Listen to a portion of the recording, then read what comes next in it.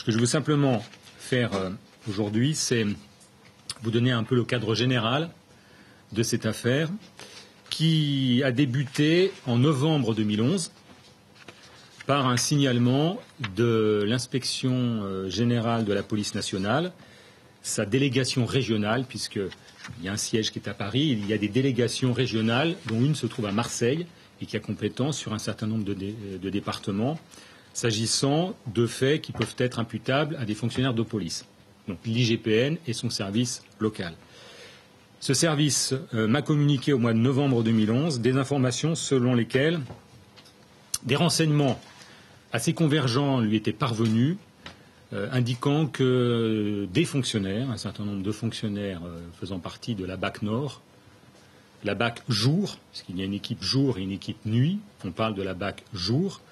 se livraient à des agissements délictueux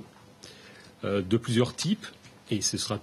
tout le travail de l'instruction qui est en cours de préciser la nature exacte de ces agissements délictueux.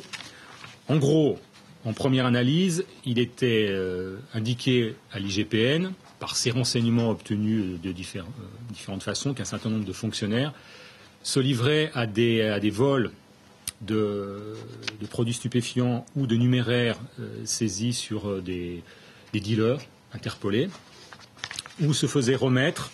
des sommes d'argent ou des produits stupéfiants par ces mêmes personnes interpellées. Ils agissaient de la même manière, semble-t-il, avec des vendeurs à la sauvette de cigarettes. Donc, des pratiques condamnables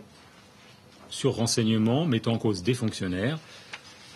qui, de par leur travail, sont en contact et ont pour mission d'interpeller des revendeurs de drogue et des revendeurs de cigarettes, ce qu'on appelle la vente à la sauvette.